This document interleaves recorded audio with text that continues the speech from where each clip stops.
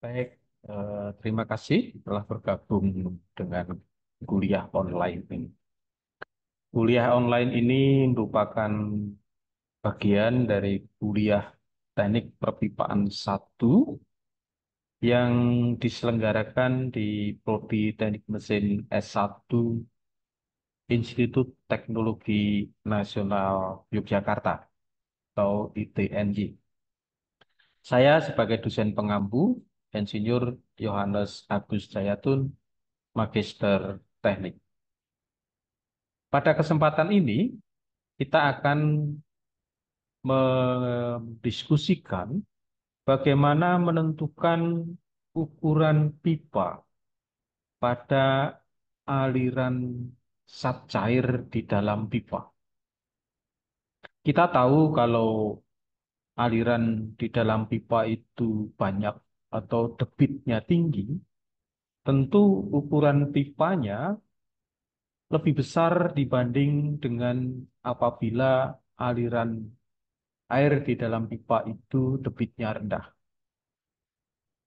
Nah, untuk menentukan berapa ukuran pipa yang digunakan pada debit yang telah kita pilih, maka kita akan menggunakan hukum kontinuitas aliran di dalam pipa. Yang dalam hal ini, hukum kontinuitas aliran zat cair. Jadi, bahasan ini atau materi kita ini dibatasi pada aliran zat cair di dalam pipa. Dan kita akan menentukan berapa ali- diameter pipa terkait dengan debit aliran. Untuk itu, maka kita perlu sedikit mengulang apa itu hukum kontinuitas. Namun, yang kita diskusikan adalah yang sederhana saja, yang terkait dengan bagaimana kita menentukan diameter pipa. Baik, kita mulai.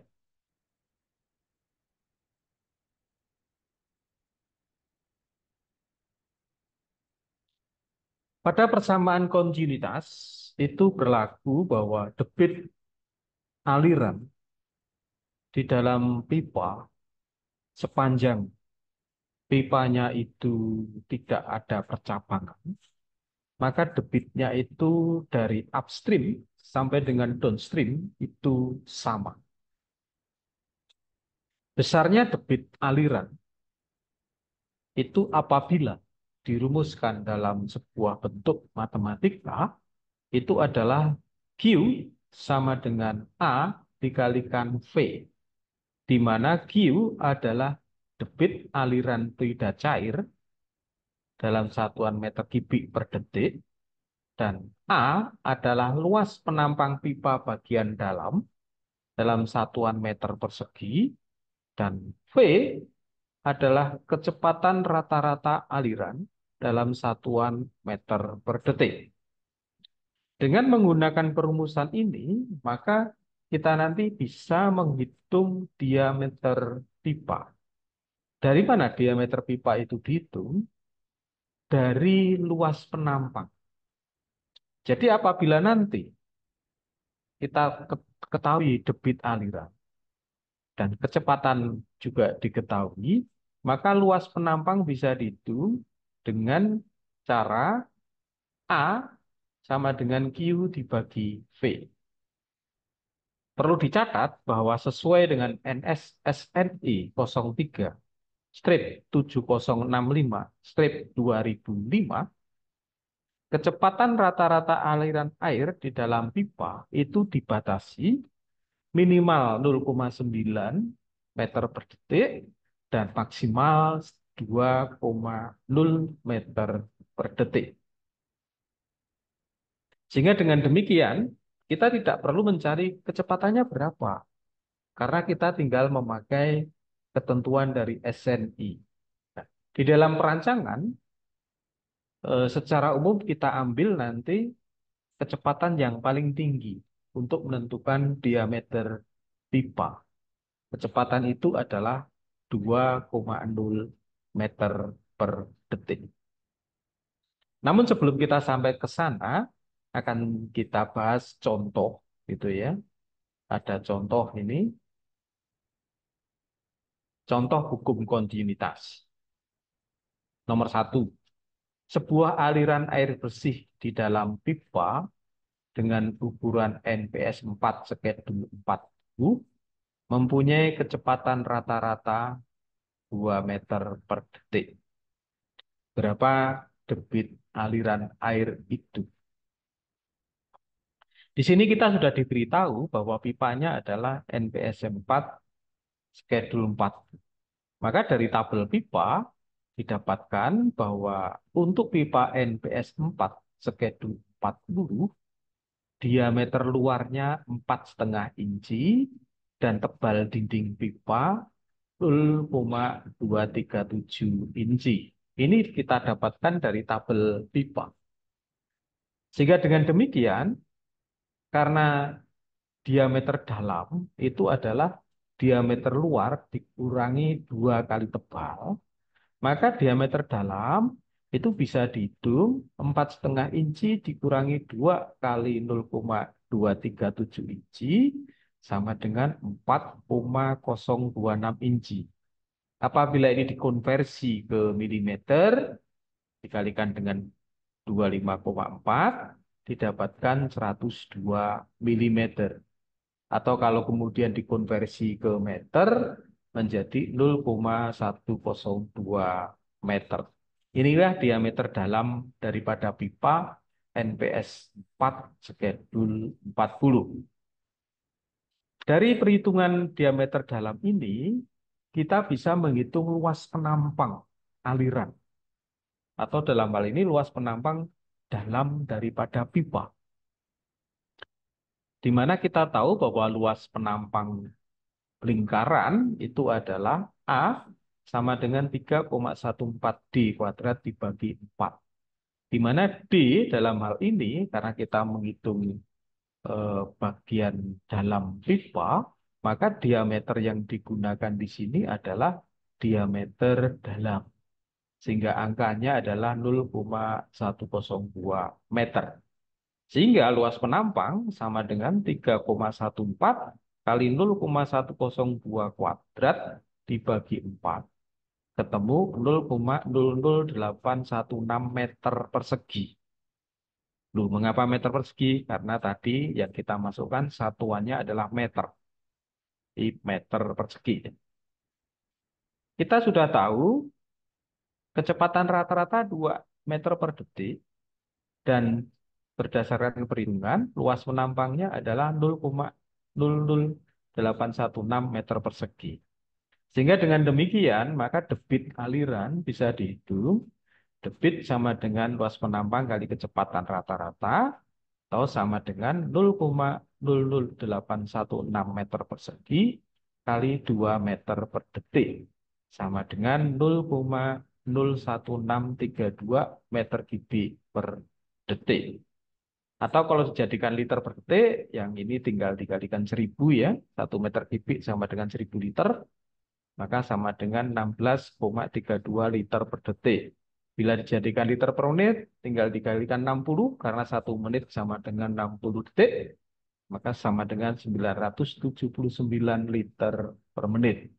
Apabila dijadikan per jam, maka angka yang 0,01632 ini dikalikan 3600. Karena 1 jam adalah 3600 detik. Sehingga ketemunya adalah 58,752 meter kubik per jam. Atau dalam hal ini disingkat A dari kata hour.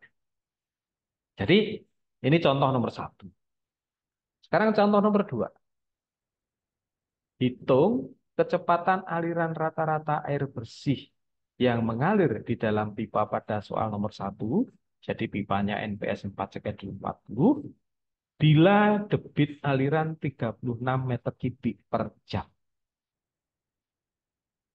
Maka untuk menghitung itu, karena satuan debit itu adalah harus meter kubik per detik, maka 36 meter kubik per jam itu harus dikonversi dulu menjadi menjadi meter kubik per detik, gitu ya. Sehingga 36 ini dibagi dengan 3.600. Jadi dengan demikian debit 36 meter kubik per jam sama dengan 0,01 meter kubik per detik. Kita tahu luas penampangnya tadi sudah dihitung. Luas penampangnya adalah 0,00816 meter persegi. Sehingga dengan memodifikasi perumusan ini, kalau di sini Q sama dengan A kali V, maka kita bisa tulis V sama dengan Q dibagi A. Ini mestinya A. Jadi ini keliru ya, mohon maaf. Tolong dipahami ini adalah A. Ini luas penampang. Jadi tolong dipahami, ini adalah A. Salah tulis. Sehingga kecepatan rata-ratanya sama dengan 0,01 meter kubik per detik dibagi 0,00816 meter persegi, ketemunya adalah 1,225 meter per detik. Ini dua contoh bagaimana kita menggunakan hukum kontinuitas dalam perhitungan perpipaan. Nah, sekarang kita ke inti kuliah hari ini atau kuliah saat ini adalah bagaimana kita menggunakan hukum kontinuitas ini untuk menghitung diameter pipa atau untuk menetapkan ukuran pipa. Karena apa? Karena di dalam perpipaan, ukuran pipa ini nanti akan sangat berpengaruh. Berpengaruh terhadap berapa energi yang dibutuhkan untuk mengalirkan dan lain-lain. Sehingga penentuan ukuran pipa merupakan langkah pertama untuk perencangan perpipaan. Baik, kita langsung saja. Ini nanti saya langsung contoh, sehingga mudah-mudahan dengan ini, maka para pemirsa atau para mahasiswa bisa lebih paham, gitu ya. Baik, kita tadi sudah tahu bahwa batasan kecepatan aliran fluida cair di dalam pipa itu maksimum 2 meter per detik. Ini dari SNI ya. Nah, kecepatan ini nanti digunakan untuk menentukan diameter dalam dengan menggunakan hukum kontinuitas Q sama dengan V kali A. Dan kita tadi sudah paham bahwa Q dalam satuan meter kubik per detik, P adalah kecepatan rata-rata dalam meter per detik, dan A luas penampang bagian dalam pipa. Sekarang saya akan memberikan satu contoh. Satu contoh. Nah, dengan harapan dengan satu contoh ini nanti para pemirsa atau para mahasiswa bisa paham bagaimana menetapkan ukuran pipa untuk sebuah aliran zat cair. Baik, misalnya akan dialirkan air dengan pipa dengan kapasitas 50 liter per detik, ya, atau 50 liter per detik. Atau dalam hal ini sama dengan 0,05 meter kubik per detik. Itu ya. Di 50 liter per detik. Atau sama dengan 0,05 meter kubik per detik. Oke ya. Jadi kalau ini 0,05 itu 5 per 100. Kalau dijadikan, ini meter kubik ya. Kalau dijadikan liter kan 5 per 100 dikalikan 1000. Karena 1 meter kubik itu sama dengan 1000. 5 per 100 dikalikan 1000 ketemunya 50 liter. Jadi, oke ya, jadi 50 liter per detik sama dengan 0,05 meter kubik per detik. Oke. Tentukan ukuran pipa yang digunakan bila ketebalan pipa harus sesuai dengan skedul 40. Ini memang kita harus tetapkan dulu pipa yang akan digunakan itu skedulnya berapa. Karena skedul itu nanti akan menentukan tebal pipa dan diameter dalam. Nah, secara umum di dalam perancangan, Langkah pertama kali itu dianggap ketebalan pipa itu sama dengan skedul 40. Nah, setelah nanti di dalam perancangan ditemukan hal-hal yang perlu mengganti skedul, maka nanti akan diulangi lagi dari awal perancangannya. Tapi untuk saat ini kita ambil ambil saja ketebalan pipa skedul 40. Oke, kita teruskan. Kecepatan maksimum ya, sesuai SFI itu adalah 2 meter per detik.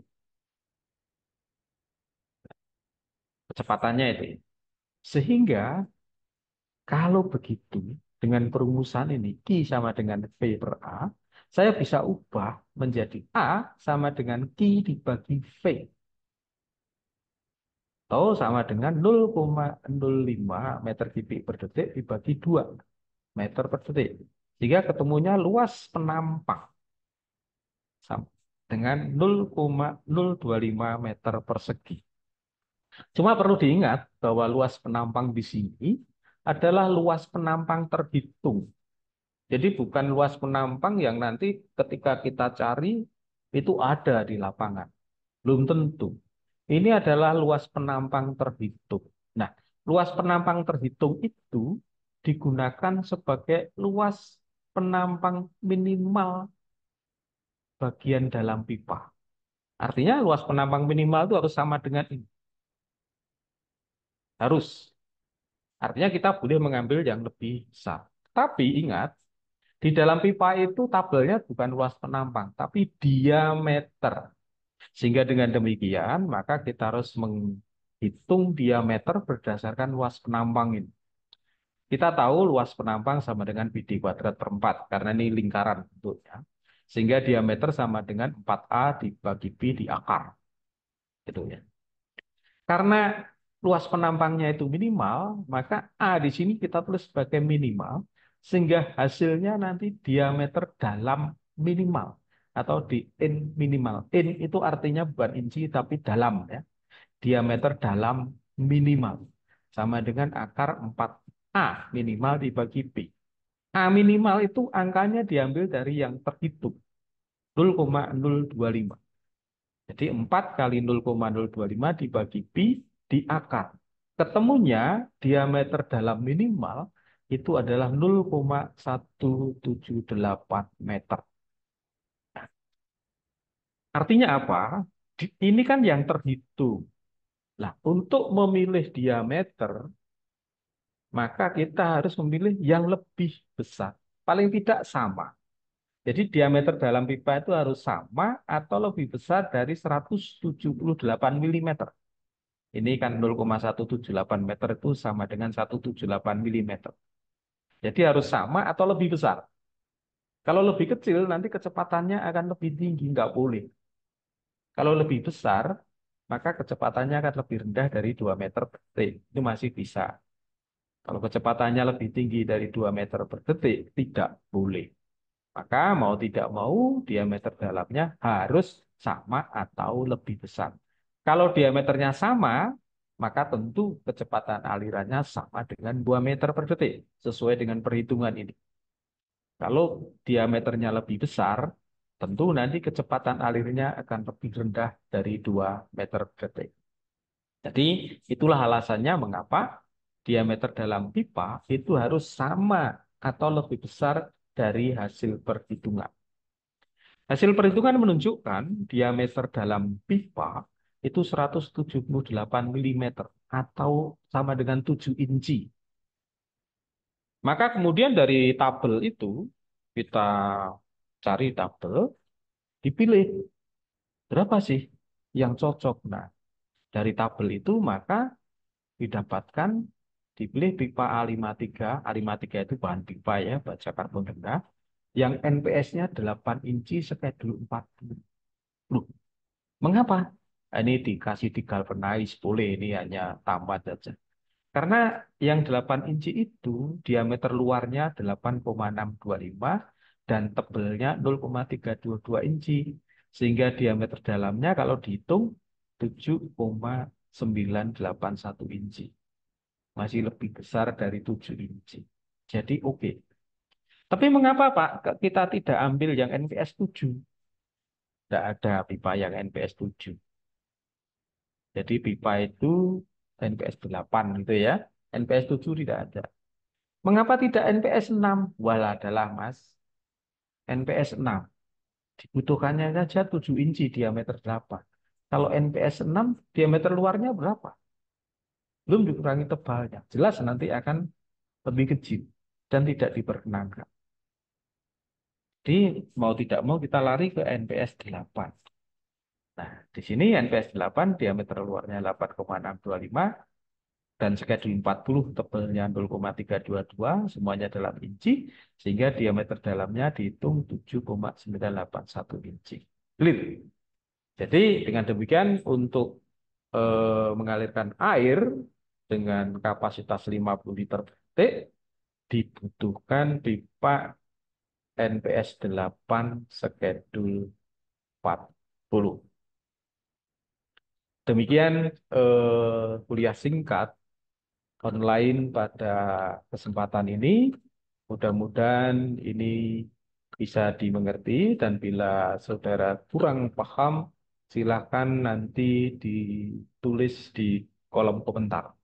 Nanti saya akan mencoba menjawab, tetapi mohon kalau menulis di kolom komentar, syukur diberi alamat untuk menjawabnya, nomor WA atau email, sehingga saya bisa menjawab dengan gampang.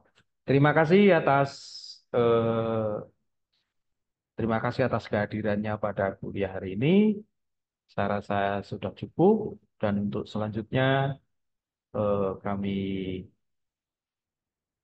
mengucapkan selamat dan semoga Tuhan memberkati kita semua. Terima kasih.